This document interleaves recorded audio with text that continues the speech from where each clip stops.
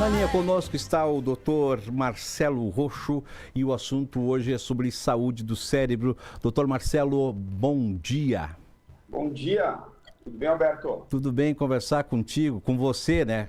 É que a gente chama de senhor aí, mas o Dr. Marcelo é jovem, mas muito mais jovem Por que eu, favor, inclusive, né? nada do senhor. Dr. Marcelo, olha só como é que a gente tem acompanhado os seus vídeos, eu acompanho os seus vídeos. Ó, tem a criança no colo aí, ó. Tem a família. Essa aqui é a Giovana, minha filha mais A velha. Giovana, bom dia, queridíssima. Tá também participando da entrevista. E o Dr. Marcelo tem mais de 60 mil seguidores no Instagram, né? Tem vídeos muito interessantes e ele faz o que ele fala para os outros fazer, né? Porque tem os vídeos caminhando, correndo, se exercitando, dia de chuva. E tem muitas dicas muito interessantes aí. Mas o que me chama a atenção no seu trabalho, Dr. Marcelo, além de todo o estudo, dedicação, apesar de muito jovem na área como neurocirurgião, no seu consultório, em hospitais, é também o fato de o senhor trabalhar essa questão das redes sociais e de compartilhar o seu conhecimento e fazendo a prevenção de algumas doenças, né? Que é muito importante. O senhor fala, cuido do seu cérebro saudável ou doente. Isso já está lá no Instagram na entrada. A importância da prevenção, e a gente falou aqui em educação física, a gente falou no contato social, a gente falou de amizades, a gente falou de cuidado com a alimentação saudável, quer dizer, sua entrevista tem tudo a ver aqui com esse programa também. Alberto, então, uma vez se falava muito em pessoas que iam buscar auxílio médico, que fazer alguns exames, se via que a pessoa não tinha, em tese, nenhuma doença, e se dizia assim, pode ir para casa que tu não tem nada. E a gente sabe que é bem diferente disso. A doença de Alzheimer, a doença de Parkinson, assim como a maioria das doenças neurológicas, elas têm manifestações clínicas que iniciam até 20 anos antes. E muitas vezes não são manifestações que começam pelo cérebro. E, eventualmente, tem também as doenças que elas se iniciam com um processo décadas anteriormente e que vão culminar com doenças do coração, do cérebro, doenças do organismo, que a gente consegue atualmente prevenir essas doenças e não só prevenir, ser proativo. Então, trabalhar em prol de mais saúde, buscando uma longevidade saudável, buscando uma vida com mais qualidade, sem que as doenças precisem aparecer para a gente depois resolver. Então, como eu digo para os pacientes, não espera o incêndio acontecer para ir apagar incêndio. Tem que trabalhar para preparar o terreno e para que o incêndio não venha a acontecer futuramente. E como ser proativo nessa questão, doutor Marcelo? Porque quando a gente fala no cérebro, a gente fala numa complexidade muito grande, né? Sim. E a gente pensa, nossa, é algo assustador, né?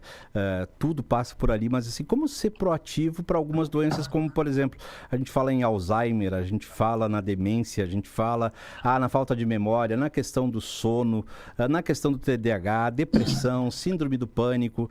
Quer dizer, as pessoas estão se remediando muito, né? Claro, remédio recomendado por algum médico, ele deve ser obedecido dentro da recomendação do médico. Mas tem gente exagerando, né? Exagerando. Quer dizer, os remédios aí para insônia, por exemplo, para depressão, as pessoas estão viciadas e isso deve acarretar um dano muito grande para o cérebro também. Como ser proativo para evitar ou pelo menos minimizar essa questão do uso do remédio? O próprio uso de medicação para insônia, o Zolpidem é uma das medicações mais usadas, dá para falar nome porque é o nome farmacológico, né? É uma das medicações mais usadas e muitas vezes é feito abuso dessa medicação. Na bula, por exemplo, diz lá que é para a indicação de uso por até 3 semanas. Eu tenho gente aí que usa há 3 décadas. Então, isso aí faz muito mal para o cérebro. E quando as pessoas buscam o uso de medicação, da automedicação, a gente sabe que sempre é o caminho não recomendado. Justamente porque vai ter sempre algum grau de efeitos colaterais e a pessoa não tem obrigação de saber disso, diferente do profissional de saúde. Então, usar a medicação de forma empírica, sem orientações, ou baseado num vídeo rápido de YouTube, por exemplo, que eu vejo bastante também, isso nunca é recomendado. Em geral, tu vai estar fazendo mais mal para o teu organismo do que bem. E ainda assim, muitas vezes, a pessoa que tem recomendação de uso de medicações, existem alternativas dentro dos hábitos, dentro da suplementação, dentro, inclusive, da fitoterapia, por exemplo, baseada em evidências também, óbvio, que são mais assertivas e não trazem tantos colaterais para a saúde. Dá para fazer de várias formas isso. A combinação costuma ser o mais adequado. Agora, como achar a melhor combinação, isso, em geral, é muito individual.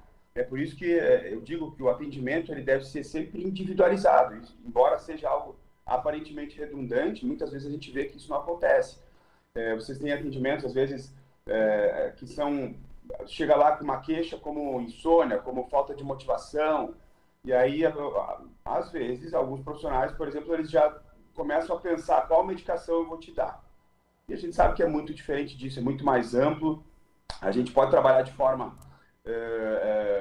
preventiva, proativa, para que não aconteçam doenças como depressão, como ansiedade, como insônia, que vão levar a fatores de risco aí como demências, como a doença de Alzheimer, inclusive. E quando a pessoa já tem alguns sintomas também, isso não significa necessariamente a necessidade de uso de medicação. Com frequência, não. Claro. Doutor Marcelo, sobre essa questão ainda da insônia, você falou aí do Zolpidem, né? A gente poderia falar de outros medicamentos, né? Tipo alprazolam, por exemplo. Eu sou um consumidor do alprazolam e tem outras pessoas, preciso do meu alprazolam. Virou até música aí, na época da pandemia, o pessoal fez uma musiquinha desses remédios, né? Mas assim, qual o dano que isso causa? A pessoa acaba ficando dependente disso, é como se fosse uma droga e não consegue mais sair. E quando quer sair, não consegue regular o sono se não for de outra maneira. Qual a dica que a gente pode dar para quem está enfiado no meio desses remédios aí para dormir? Bom, falando sobre sono, então, é bem interessante, porque sabe que o nosso cérebro, a gente tem um cérebro que, embora seja a estrutura mais espetacular do universo, eu concordo totalmente com isso. Ele é muito intrincado, ele tem mais de 100 trilhões de sinapses, mais ou menos 86 bilhões de neurônios. Esse número, inclusive, foi uma pesquisadora brasileira que chegou a ele alguns anos atrás. Então, essa rede muito difícil de se compreender na sua totalidade, ela funciona ainda de forma como nós éramos caçadores-coletores. Isso significa que a gente é muito influenciado por iluminação. Então, assim, o tipo de luz, como é que é de manhã o sol? É uma luz branca. Como é que é no final do dia? Mais amarelo, uma luz mais baixa. Durante o dia, nós... centenas de milhares de anos atrás, dezenas de milhares de anos atrás, nós éramos caçadores, nós tínhamos todas as nossas atividades, e durante a noite a gente descansava, repousava. O nosso organismo precisa disso ainda. Então, quando alguém me diz assim, eu sou noturno, eu pergunto assim, tu enxerga que nem um gato, que nem uma coruja? Eu nunca encontrei alguém que dissesse que sim. Então, aí eu digo, não, tu não é noturno, tu acha que é noturno. Tu pode ter um viés. A gente tem alguns tipos chamados cronotipos, são geneticamente determinados. Então, pessoas que são matutinas, que têm a tendência de acordar muito cedo, antes do sol nascer, e que têm sono muito cedo, eu me enquadro nesse exemplo. Pessoas que são vespertinas, que é o contrário, que acordam, mas não é tão mais tarde, é um pouco depois do sol nascer, e que vão dormir também um pouco mais tarde, mas sempre antes das 11h30, meia-noite. E as intermediárias, são mais ou menos 3 cronotipos que nós temos distribuídos na população. Então, a gente tem que entender melhor qual que é o nosso ritmo biológico e tentar trabalhar dentro disso. Isso se chama higiene do sono. É o tipo de iluminação, é se expor à luz natural de manhã cedo, durante 10, 15 minutos, na primeira meia hora depois de acordar, para estimular o teu cérebro a produzir um hormônio que é o cortisol, inibir a melatonina, que é uma gangorra, os 2 hormônios, a ativar todo o teu metabolismo de manhã. 12 a 14 horas depois desse pico do cortisol, tem o pico de melatonina, então à noite se inverte a gangorra, o cortisol baixa, a melatonina sobe, e tudo isso a gente consegue fazer com hábitos, com uma rotina chamada higiene do sono. Isso é o básico antes de se pensar em usar qualquer medicação. Isso, muita gente não é orientada. Eu atendo muitos pacientes que chegam no consultório com problemas para dormir, que já consultaram, inclusive, profissionais, e que não foram orientados sobre isso. E a gente sabe, por toda a literatura científica, toda a fisiologia humana, que antes de pensar em usar medicação, a pessoa deve ter bons hábitos para dormir bem, para sugerir ao cérebro quando é que é hora de dormir, quando é que é hora de acordar. Nosso cérebro precisa estar num ambiente sugestionável. Então, se nós invertermos essa ordem, o que é inverter a ordem? É colocar uma tela no rosto até tarde da noite, que é a luz branca, que vai inibir a melatonina. É acordar de manhã cedo. A primeira coisa que faz, antes de abrir a janela, de se expor à luz natural, é ficar na cama, pegar o celular, começar a olhar o WhatsApp, o aplicativo de mensagem ou redes sociais. é no final do dia tomar café, tomar algum estimulante, fazer exercício à noite antes de dormir, comer um monte, tomar um omeprazol antes de dormir, tudo isso vai acumulando risco para demências e vai dificultando nosso organismo de dormir bem. Então, antes de pensar em usar um Zolpidem, qualquer medicação tem que fazer uma boa higiene do sono. E isso pouca gente faz hoje quando não é orientado. Claro. Tudo que o senhor falou aí sobre sono, a Margot, que é minha esposa, me olhava aqui e dava risadinha para mim, assim, dizendo, viu? Tá aí o doutor Marcelo falando, Serviu tudo para mim. Mas importante, porque é isso que a gente tem falado de neurologia funcional integrativa, né, doutor Marcelo? Exato, a neurologia, porque integrativa, tá? Embora seja ainda, eu digo ainda porque eu tenho convicção de que em breve isso muda, mas é uma área que ainda não é reconhecida pelo Conselho Federal de Medicina como uma área específica, uma especialidade médica. Porque, em tese, eu fui professor de medicina de faculdade durante quase 7 anos, eu vivi isso não só como acadêmico, mas como professor. Em tese, todos os médicos eles saem da faculdade, da graduação, com essa consciência de trabalhar de forma proativa, preventiva, e a gente sabe que na prática isso se subverte pouco tempo depois de formado e que isso não acontece na prática. E todo mundo que está me ouvindo, eu tenho certeza que é prova disso, que já foi em algum profissional, e que o profissional, ao invés de trabalhar em prevenção, disse assim, não, ou tu está bem, pode ir para casa, ou se toma esse remédio e vai para casa. Então, assim, como é que tem até um ditado assim, se para dormir não está bem, toma um Zolpidem, alguma coisa assim. E a gente sabe que é bem diferente disso. Então a neurologia integrativa, ela busca abarcar esse conjunto de alternativas à saúde e não à doença. Então, assim, trabalhar em prol da saúde, trabalhar para que se siga mais tempo saudável e para que se evite ter as doenças com tudo que se conhece. É buscar o conhecimento de centenas de milhares de pacientes que são sujeitos de ensaios clínicos, de estudos clínicos nacionais, internacionais, trazer isso e aplicar para aquela pessoa que está na nossa frente. Isso é algo que se tem como exercício diário na neurologia integrativa e na saúde integrativa como um todo. É trabalhar muito mais pela saúde, na promoção de saúde, na otimização das nossas funções corporais, cerebrais, e não só trabalhar fugindo das doenças ou remediando, como tu bem usaste essa palavra, remediando processos que já iniciaram. Por isso, integrativo é um termo atualmente tão visto, tão utilizado, obviamente com ressalvas, porque tem muita gente que acaba usando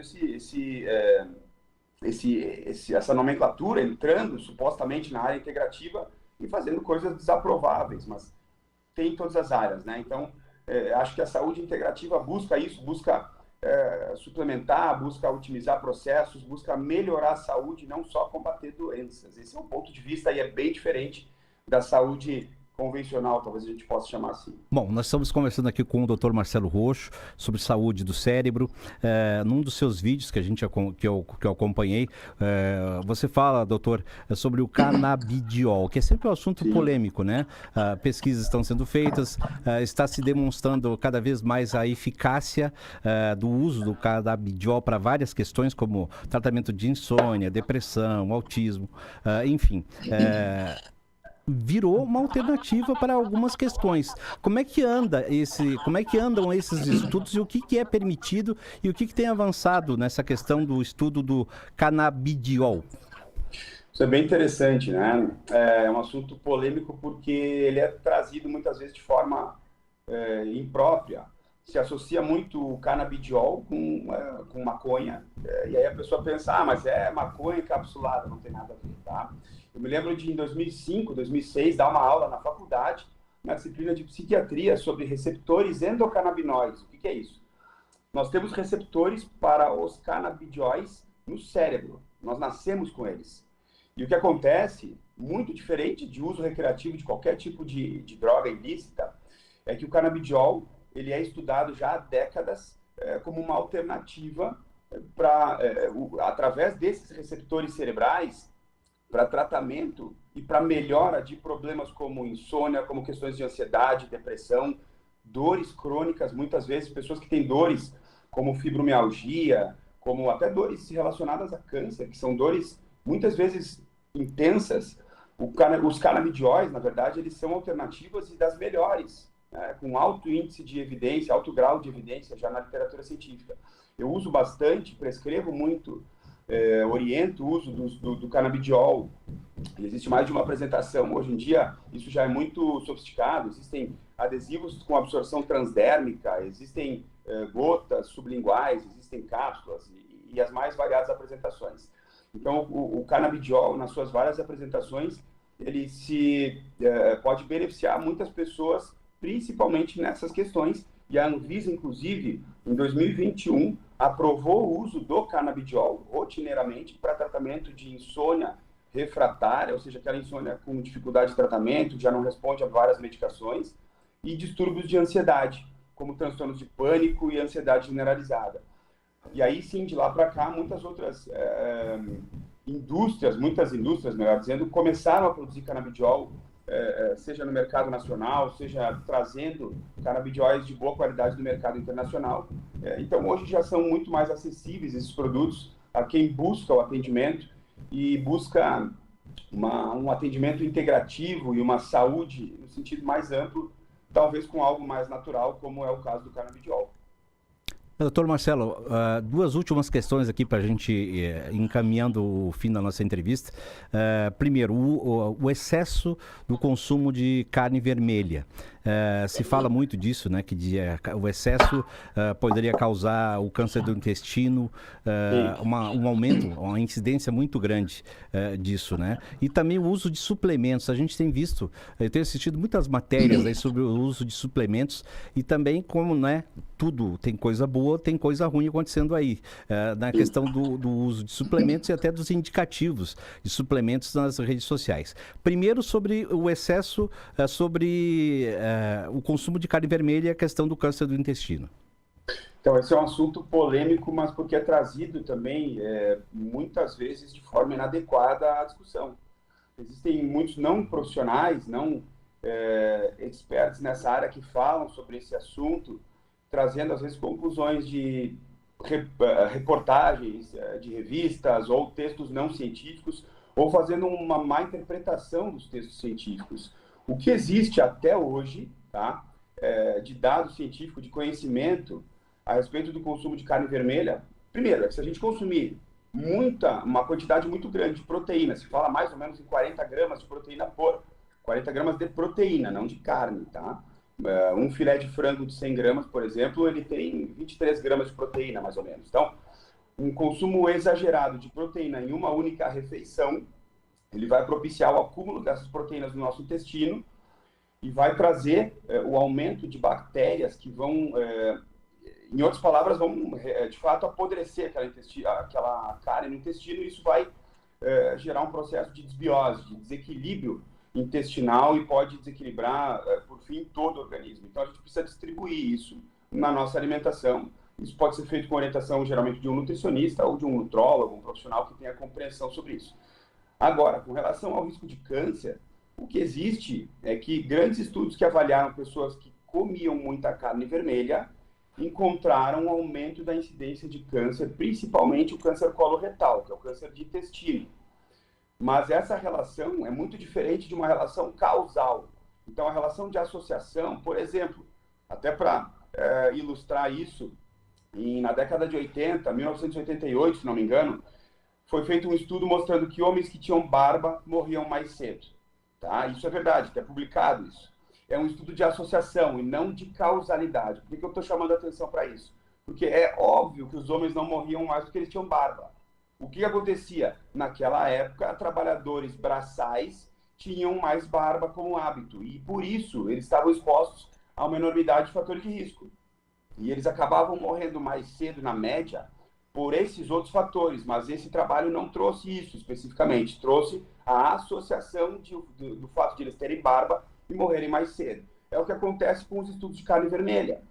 Pessoas que consomem mais carne vermelha morrem mais por câncer coloretal. Agora, isso é totalmente diferente da gente falar. É a carne vermelha que causou o câncer? E ao que tudo indica, a resposta é que não. As pessoas morrem mais de câncer, ou têm mais câncer, porque principalmente quem tem o hábito de consumir muita carne vermelha, mais frequentemente tem outros hábitos, como fumar, como ter uma alimentação pobre no consumo de fibras, como legumes, frutas, verduras, e isso sim aumenta o risco de câncer coloretal. Então, o que acontece é uma confusão na interpretação dos dados. Os estudos não mostram que a carne em si aumenta o risco de câncer coloretal, pelo menos até o momento, mas é uma associação e muitas vezes isso é trazido de forma equivocada. O próprio ovo já foi vilão, já foi mocinho, já foi vilão de novo, foi mocinho. Então, essa confusão que se faz é por uma má interpretação de dados científicos. Doutor Marcelo, sobre os suplementos. Eu fui dar um gole no meu chimarrão aqui. Pode tomar um chimarrão aí. Então, Alberto. Também faz parte. Chimarrão faz bem também, né? Faz, sim. Quando tomado na hora própria, sim. De noite não é legal. A higiene do sono já não funciona, né? De noite. Exatamente, tá? Porque tem cafeína também. Mas sobre suplementação, a gente sabe primeiro que tem que ser orientado por um profissional. Então, procure seu médico, procure um especialista, porque suplementar de forma autossuplementação não é indicada. Agora, existem vários suplementos que podem ser indicados, como, por exemplo, o ômega 3, tá? Vou trazer só esses dois exemplos, né? Ômega 3 e creatina, tá? Que são muito conhecidos. O ômega 3, ele é um suplemento nutricional, ou seja, existe um consumo recomendado pela Organização Mundial de Saúde como um consumo semanal mínimo, porque o ômega 3 é uma gordura saudável. A gente sabe que o nosso cérebro ele é formado mais ou menos 60% por gorduras. Então, o próprio ômega 3 ele é indicado para a melhor saúde das mulheres grávidas, para a melhor saúde do feto, para o bom desenvolvimento da criança, para o bom desenvolvimento e para o bom amadurecimento do cérebro do adulto e até para os idosos, justamente por ser um suplemento nutricional. Agora, principalmente na nossa região, no Brasil como um todo, poucas pessoas consomem ômega 3 da maneira recomendada, na quantidade recomendada. Então, é mais fácil chegar ao nível recomendado pela OMS suplementando do que se alimentando unicamente, comendo peixe várias vezes por semana, peixe rico em ômega 3. Então, é uma das suplementações mais indicadas, né? E outro exemplo é a creatina, que muita gente conhece aí por fazer academia, por frequentar ambientes de treinamento, e pensa, às vezes, que creatina é indicada só para a melhora da saúde muscular, para o bom desenvolvimento muscular e para os treinos. Errado. A creatina também tem vários estudos mostrando que ela é muito boa para a memória, principalmente em pessoas acima de 55 anos. Bons estudos, já grandes estudos, demonstrando que o consumo regular de creatina, mas aí eu não vou falar dose aqui para ninguém se autossuplementar, mas é um consumo numa dose maior do que aquele consumo recomendado para treinamento. Mas a creatina ela tem benefício em termos de memória, pessoas que estão esquecidas, com lapsos de memória, com o chamado brain fog, aquela névoa cerebral, a pessoa que está mais esquecida, um pouco mais atrapalhada, com dificuldade de concentração. Isso tem sido muito comum na era pós-Covid, inclusive. A creatina pode ser benéfica para trazer uma sensação e, na prática, uma melhora da memória. Mas isso deve, obviamente, ser, falo de novo, não deveríamos nem ter que falar isso, mas isso tem que ser feito com orientação de um profissional sempre, porque tem colaterais quando é feito de forma equivocada. Claro. A Lúcia Rippel, nossa ouvinte, está acompanhando a gente, manda uma pergunta aqui sobre o uso da melatonina para dormir. Qual é a opinião sua, doutor Marcelo? A minha opinião, então, eu vou trazer, na verdade, o conhecimento, né, que se tem à luz da ciência e a minha experiência clínica. A melatonina é um hormônio produzido pelo cérebro, a chamada glândula pineal, que fica lá no meio do nosso cérebro, conhecida como terceiro olho por muitos. Ela fica bem no centro do cérebro, lá na profundidade. Ela produz melatonina, e a melatonina é o principal hormônio que regula as fases do sono. Então eu digo assim, a melatonina não é para dormir bem, é para acordar bem. Porque a pessoa que tem uma boa qualidade do sono, que não acorda durante a noite, que dorme e acorda se sentindo bem, é a pessoa que geralmente tem uma melatonina adequada, bem produzida, na quantidade ideal, e para passar todo dia com um bom nível de energia sem sentir sono.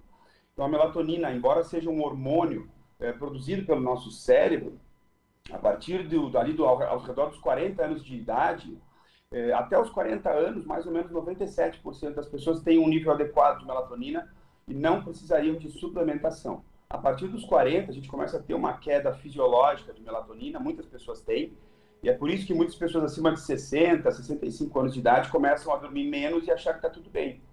é uma percepção de necessidade menor, mas a gente sabe que para o organismo aumenta o risco cardiovascular, aumenta o risco de AVC, quem dorme menos, por exemplo, do que 6 horas por noite.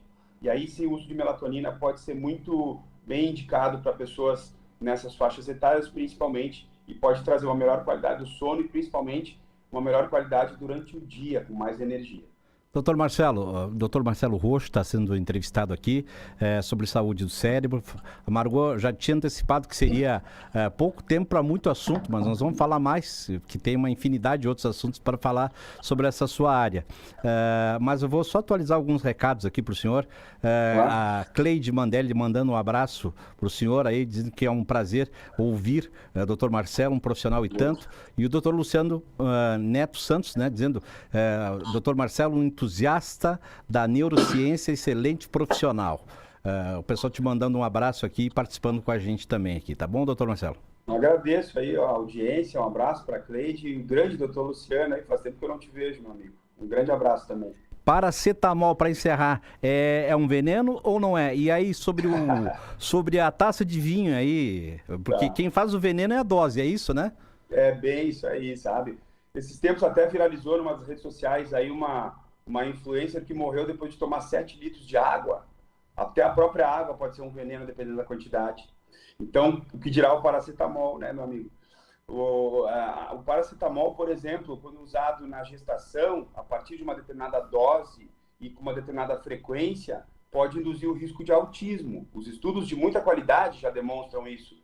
E pouca gente fala sobre isso. Então, quando eu fiz um vídeo sobre isso recentemente, gerou até uma polêmica, mas os dados estão aí, para quem quiser ler os artigos e ficar a par do conhecimento científico. Então, claro, o paracetamol, ele é a maior causa de transplante de insuficiência hepática e transplante de fígado no mundo. Sabia disso, Alberto? Não sabia.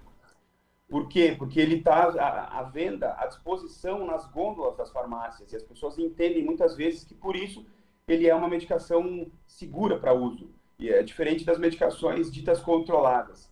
Na verdade, todo tipo de medicação deve ser usado com controle, com supervisão de um profissional. E nunca de forma empírica, sem conhecimento. Justamente por isso que quando a gente exagera, quando a gente abusa, ou na dose, ou no uso inapropriado, a gente pode estar trazendo um malefício ao organismo, muitas vezes sem fazer a menor ideia, como de uma gravidade, como insuficiência hepática pelo uso de paracetamol. E a outra pergunta era sobre o álcool, né? O álcool e aquela tacinha de vinho, né? Que é importante também, né? Então, muito se falava, até na época que olha como muda, né? Eu me formei, eu sou um guri ainda, tá? Me formei, mais ou menos. Eu me formei aí uns anos atrás. Você é um guri ainda, né, Marcelo? Eu me formei em 2009, tá, Alberto? Já faz tempo, aí faz 15 anos, né? E quando eu me formei, ainda se falava, depois disso ainda se falava que o consumo regular de álcool, ainda mais na nossa região, aqui na Serra Gaúcha, que o consumo de aquela tacinha de vinho, do nono, da nona, o pessoal que estava acostumado a beber vinho todo dia, que era seguro para o cérebro, para o coração, que até faz bem, porque tem o resveratrol, muita gente fala que é um polifenol da casca da uva escura, e que realmente é um antioxidante muito bom, porém na quantidade insuficiente quando vem da uva, mas quando a gente suplementa ele é melhor. Agora, com relação ao consumo de vinho, o que se sabe hoje é que não existe dose segura. O álcool ele é tóxico para o organismo e que, olha só, acima de 7 doses por semana, ou seja, na média, uma taça por dia, tá? Ele já aumenta o risco de deficiência cognitiva a longo prazo. Então, infelizmente, para quem tem esse costume de beber aí todos os dias, sabe, aquele limãozinho, beber vinho, saiba que, não sou eu que estou dizendo, não adianta ficar com raiva, mas a longo prazo aumenta, sim, o risco de perda cognitiva, de esquecimento, de síndromes demenciais a longo prazo. Longo prazo aí 20, 25, 30 anos, principalmente. Então, não existe dose segura de álcool, infelizmente. Muito bem, muito boa entrevista. Obrigado, doutor Marcelo. Esse gurizão aí da medicina, né? É um guri. A Giovana tem quantos anos? A Giovana, qual é a idade da Giovana que estava contigo aí, doutor Marcelo? Agora foi pra lá. Ela fez 5 anos essa semana aí. Tá faceira que agora ela disse que pode mascar chiclete. Pode mascar chiclete, tá bom. Isso eu posso. Doutor Marcelo, um abraço, obrigado. Gente, um abraço. Essa entrevista, só quero pelo lembrar quem nos acompanha que essa entrevista, para quem pegou ela pela metade, ela foi um pouco extensa, mas muito produtiva, ela vai ficar disponível depois no nosso YouTube, youtube.com/acredita F5. Depois o recorte também fica ali e as pessoas podem assistir também durante a semana no horário que escolherem aí. Doutor Marcelo, muito obrigado por dispor aí do seu tempo nesse domingo pela manhã. Um bom dia, um bom domingo, bom chimarrão aí. É sempre um prazer. Obrigado pelo convite. Um grande abraço. Ótimo programa. 19 minutos e meio para as 10, nós ouvimos aí o Dr. Marcelo Roxo falando sobre saúde do cérebro, vários assuntos importantes, todos, evidentemente, né? O Dr. Marcelo que não, como ele relembrou, ele não está dando opinião, ele está fazendo baseado em estudo e em ciência, né? Então, tudo aí tem bastante estudo, bastante ciência no meio, e a gente não se envolver aí com dicas furadas de internet, sempre procurar um profissional de medicina para as recomendações de qualquer tipo de medicamentos ou suplementos.